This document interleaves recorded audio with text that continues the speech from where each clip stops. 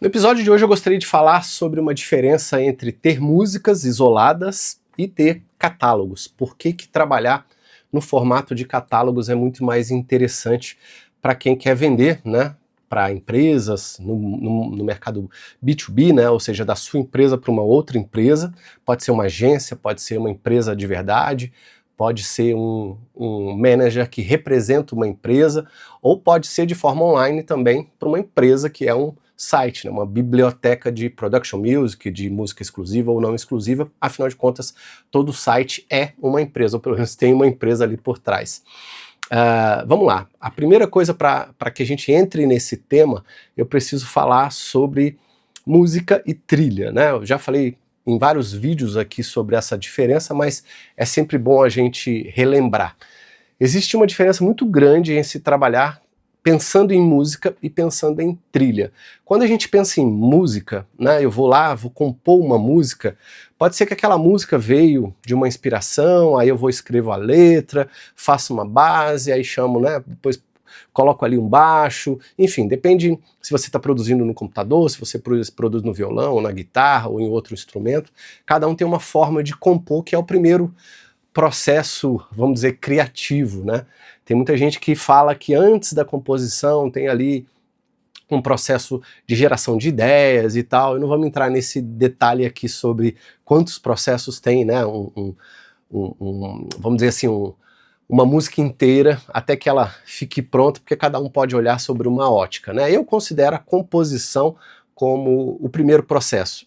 E a geração de ideias para aquela composição, para mim, Gevandro, gosto de simplificar as coisas, eu considero dentro da etapa de composição. Né? Parar, escrever, refletir, se tiver letra, colocar as ideias ali no papel, tudo isso eu coloco dentro do subprocesso, da etapa do processo de composição. Mas tudo bem.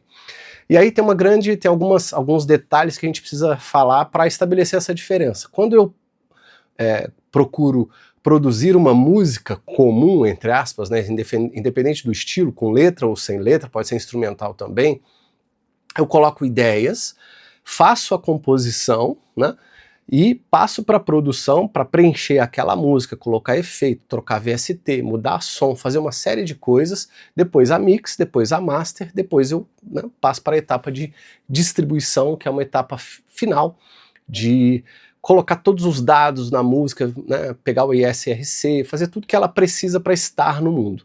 Só que música para streaming, ela tem essa visão dessas etapas do processo com uma certa orientação. Ela pode ser completamente vislumbrada na ideia do cantor, do compositor, do produtor. Fui aqui, sentei, fiz uma música e vou colocar num streaming. Eu posso fazer uma trilha dessa forma, vamos dizer assim, meio filosófica, meio romântica, né, aleatória, vamos chamar assim, de ter tido uma ideia, escrito uma letra ou uma melodia, produzido, né, composto, produzido, mixado e masterizado e finalizado a música para o mercado. Posso compor uma trilha, né, ou produzir, finalizar uma trilha também nesse sentido. Mas não é o modelo que eu, Gevandro, mais trabalho. Eu trabalho com trilhas orientadas a algo. Esse algo pode ser um vídeo, pode ser uma biblioteca, pode ser um pacote, porque quando eu oriento, né, tem uma meta de orientação daquela música que vai ser, né, uma trilha com voz, sem voz, independente do seu estilo, tanto faz, qualquer estilo, de qualquer jeito funciona esse meu pensamento que eu estou falando aqui para você. Então quando eu produzo pensando em algo, esse algo como a minha meta faz com que essa meta direcione, né, de trás para frente aquilo que eu vou fazer.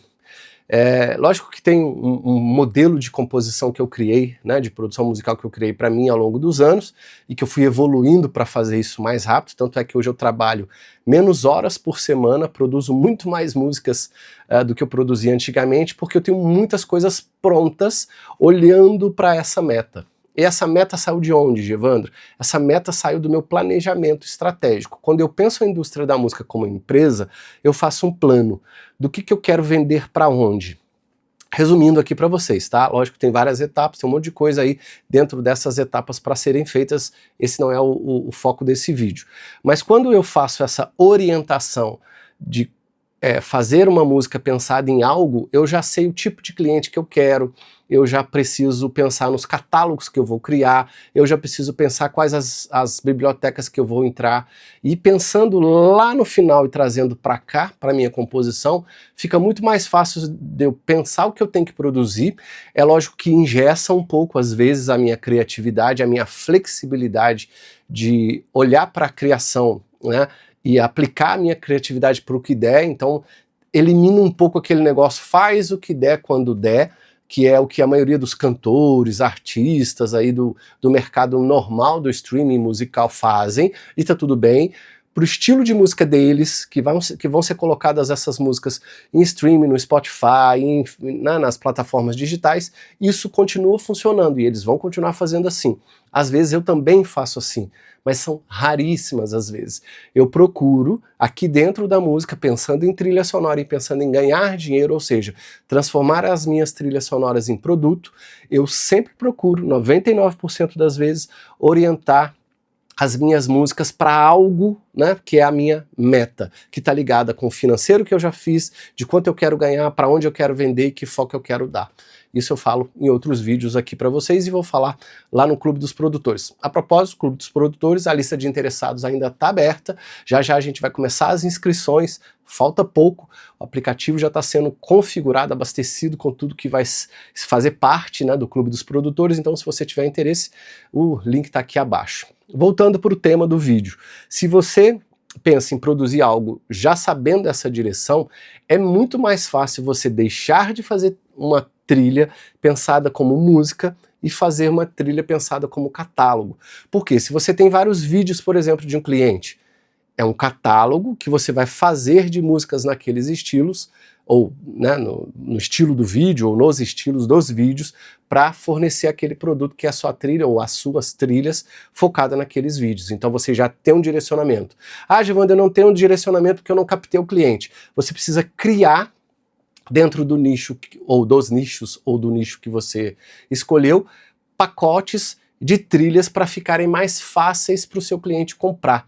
É muito raro o cliente comprar, a não ser que seja por demanda, que é o modelo que eu trabalho hoje, uma única trilha. Ele compra ou uma trilha com várias variações, para ele poder utilizar a variação dessas trilhas em diversos temas ligados àquilo lá que ele vai vender. Variação que eu quero dizer é uma main track, que a gente chama, né, uma trilha completa, e aí tem a variação de 30, de 60, tem a variação de 15, às vezes tem um stinger, tem várias variações da trilha que eu vou ensinar lá no Clube dos Produtores para você fazer e vender isso como um pacote. Então isso para uma trilha. Então quando eu faço um catálogo de várias trilhas, além de eu ter várias main tracks, eu tenho várias variações. Isso aumenta o volume, né, daquilo que eu posso vender em relação à quantidade de coisas, né, porque trilha, vamos chamar de coisas aí, ou seja, um pacote de várias trilhas, com várias variações, e ao mesmo tempo aumenta a possibilidade do cliente ter escolha. Por quê? Vai que o cliente, isso já aconteceu comigo, não quis a main track, mas ele casou exatamente o que ele queria com a variação de 30 segundos daquela trilha. Então ele vai comprar só a variação e tá tudo bem. Se você quer ganhar dinheiro com a sua trilha, não se apegue a ter que vender apenas o pacote, a não ser que for um cliente que já tenha comprado o pacote inteiro. Então ele já comprou sob demanda e você vai entregar o pacote de X variações fora a main track, tudo bem? Então existe essa diferença.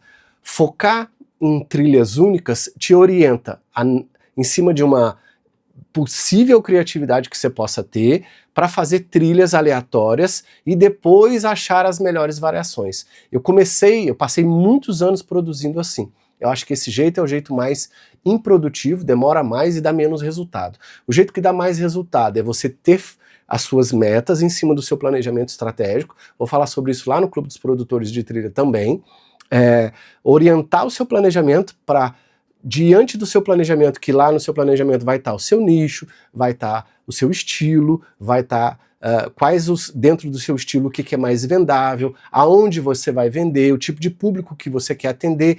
Quando você direciona para onde você quer ir, né, eu chamo isso de planejar estrategicamente a minha empresa, eu vou fazer todas as trilhas orientadas para aquilo e sabendo o que o cliente quer, porque eu vou começar a pesquisar, vou começar a divulgar o meu trabalho nas plataformas digitais, como o YouTube, como o Instagram, como, sei lá, outras plataformas digitais que eu possa encontrar o meu cliente e ele possa me encontrar, né? Eu encontrá-lo e ele me encontrar também, para que ele possa comprar das minhas trilhas e participando, né, de todos os canais possíveis, eu vou apresentar para ele um catálogo, ou seja, um portfólio que eu chamo, né, internamente de mix, né, que é catálogos variados que ele possa ter como opção para ter uma maior variedade de escolha. Quando eu faço isso, eu proporciono no cliente a possibilidade de enxergar em mim alternativa para várias escolhas que ele possa ter, e não como uma pessoa engessada que está fazendo uma música, ou então, nem se for biblioteca, né, ele não vai nem lembrar do meu nome em si, ele vai saber que ele comprou lá uma música do Gevandro Barros, mas ele comprou uma música, e ele focou na música, ele pouco se importa porque ele não me conhece, muitas vezes ele nem vai pesquisar sobre mim no YouTube, em lugar nenhum, tem cliente que até pesquisa, mas a grande maioria quer a música, o resultado que a música vai dar. E se for uma Production Music, que é uma biblioteca que valoriza mais o seu passe e paga muito melhor do que as bibliotecas não exclusivas, aí, como você vai fazer um trabalho junto com eles, eles vão direcionar os catálogos que você deve produzir, juntamente com as variações que você deve produzir, porque eles também têm interesse em ganhar dinheiro, né? Eles querem te pagar mais, mas eles também têm interesse de ganhar mais. É uma via de mão dupla. Então, resumindo, para esse vídeo não ficar muito longo, pelo contrário, esse vídeo ficar curtinho aí e direto ao ponto para você, trabalhe não só focado em músicas exclusivas, aleatoriamente, pensando somente quando a criatividade vier, se ela vier, não. Produza com foco em cima de nichos, em cima de metas, em cima de trabalhos específicos daquilo que você quer vender para resolver o que o cliente deseja. Você trabalhando assim, você vai trabalhar muito mais focado, você vai construir catálogos específicos, e em cima dos catálogos as variações, e trabalhando com catálogos e variações, você vai ter muito mais chance de dar escolhas para os seus clientes, ou né, possíveis clientes, e fazer com que essa escolha te traga clientes diferentes, mesmo que for em 1, 2, 3 nichos no máximo, que é o que eu recomendo, para você fazer dinheiro.